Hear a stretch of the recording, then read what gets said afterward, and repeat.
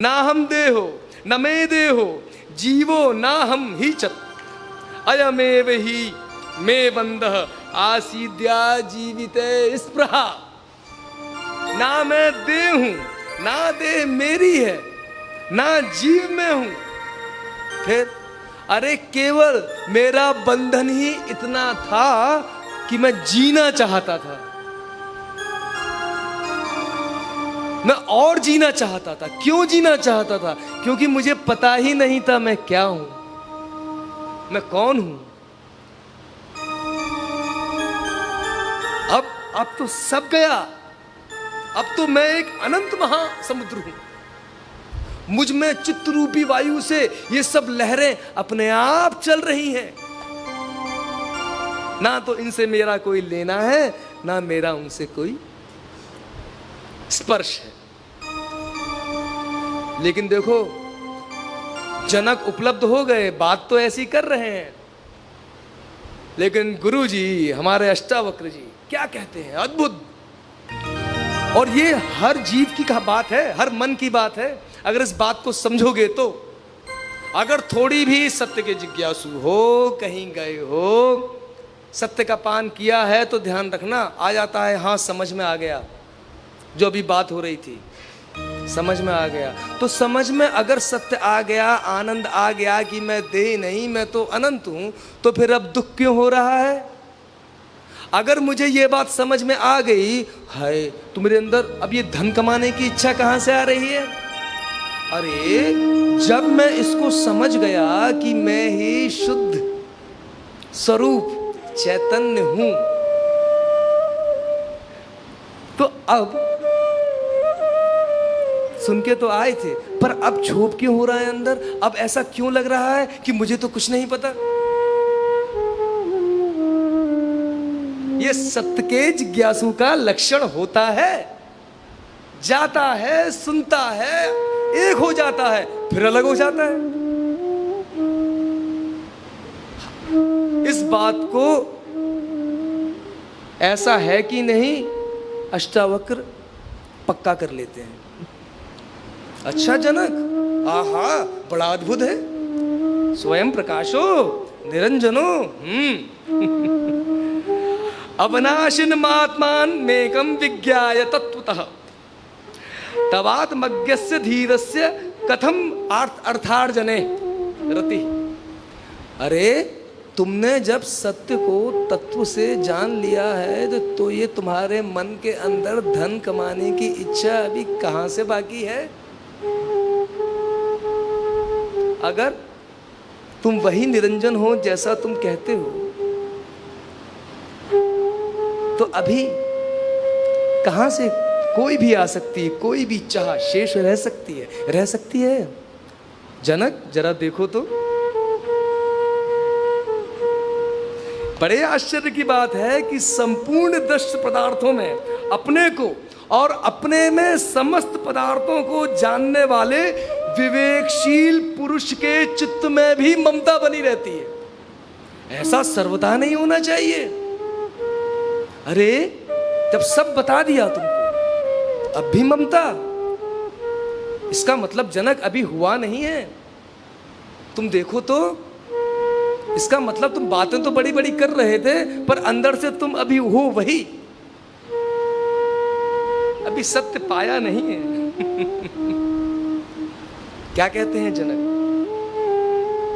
अद्भुत अद्भुत उत्तर है। क्योंकि अब जनक जनक नहीं है, अब जनक उपाधि नहीं है। उपाधि समझे ना, हमने अपने आप को उपाधि दी ना, ऐसी जनक ने अपने देह को उपाधि दी जनक। अब जनक वो देह उपाधि नहीं है, ना वो नाम उपाधि जनक है। क्या कहते हैं? हंतात्मज्ञस्य धीरस्य खेलतो भोग लीलया नहीं संसार वाही कैर्मूढ़ सह समानतः। यह सत्य है कि स्थित प्रज्ञ आत्मज्ञानी पुरुष भी भोग के लिए खेलता है, परंतु संसार का भार होने वाले ढोने वाले मूढ़ों के साथ उसकी कोई तुलना नहीं हो सकती। अर्थात हिमालय नहीं गए, अरे अब तो ज्ञान हो गया, अब क्या करोगे राजमहल जाके? अब तो सत्य को उपलब्ध हो गए, परमात्मा हो गए, अब क्या करना है?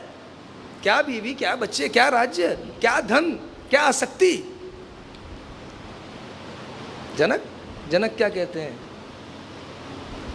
प्रभु ये तो कभी मेरे थे ही नहीं, कभी मैंने किए ही नहीं, ये तो हुए, और जो हो रहा है वो तो सदा हो रहा है।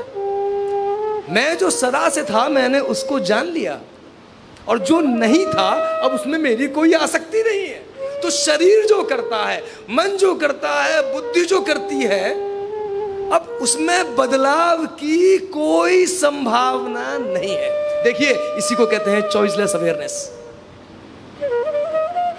चॉइसलेस अवेयरनेस, एक ऐसा बोध जिसमें कोई विकल्प नहीं होते, एक ऐसी समझ जिसमें कोई चुनाव नहीं होता। जो सबसे सुंदर है, जो सबसे प्यारा है, वही अपने आप में होता रहता है। बात समझिए, कहना क्या चाह रहे हैं यहां पे? जो होने वाला तत्व है,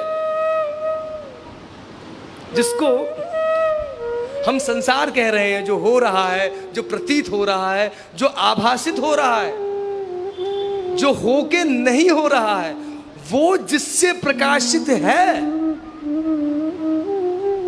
वो जिस निराकार से, जिस आत्म तत्व से प्रकाशित है, ये वही आत्मा है। समझे? जो भी है एक वही है, उसको आत्मा बोलो, परमात्मा बोलो, बोध बोलो, सत्य बोलो, मत बोलो, क्योंकि बोलने वाला भी वही है, सुनने वाला भी वही है। बोलने से पहले भी वही था, बोलने के बाद भी वही है। उसमें अपने आप में कोई अंतर नहीं है। तो कहने का क्या अर्थ है? छोटी छोटी बातों पे अपने चित्त को क्षुद्र चित्त मत बनो। अपनी बोला ना, अभी ध्यान को देखो। पहले ही कह दिया, ध्यान कहीं सिखाया नहीं जाएगा, बचपन से बोला गया है ध्यान से पढ़ो, ध्यान से खेलो, ध्यान से चलो। वो ध्यान क्या है? बस एक क्षण में, और फिर अब देखो, अब समझो, अब अनुभव करो, अब तो बात हो सकती है। नहीं तो सत्य ऊपर ऊपर रह गया और उतरा नहीं हृदय में, कोई उसका मतलब नहीं है, कोई उसका अर्थ नहीं है। सत्य उतरा है तो उसका अनुभव ज्ञान के प्रकाश में आना चाहिए। अर्थात अपने ऊपर कोई भी मान्यता आरोपित नहीं करनी चाहिए। यह कैसे होगा? ये ऐसे होगा जहां जागरण है वहां मान्यता है ही नहीं। जागरण अर्थात जहां ये ध्यान है, जहां ये बोध है जिसमें आप अपने को जान रहे हैं। देखिए, जहां ये बोध है जिसमें आप स्वयं को जान रहे हैं, उसी बोध में आप सारे विश्व को जान रहे हैं। ये बोध, इसमें ये भी अभी मत कहो ये बोध मैं हूं, ये बोध तो है ही, इसके बस दर्शन है। लगता है दिमाग का खेल है, भाई दिमाग का तो खेल है ही है, पर दिमाग के पीछे जो खेल खेलता है ना, वो उससे भी अद्भुत है। सब खेल खेल के भी सबसे अछूता, अंदर बैठे हुए भी सबसे अछूता। क्या कहते हैं कबीर उसको? कबीर कहते हैं हंस। उड़ जाएगा भैया, देख लो इस हंस को, इससे पहले कि तिड़ी होले फिर अगला जन्म लोगे, फिर देखोगे कहाँ है क्या है, देख लो।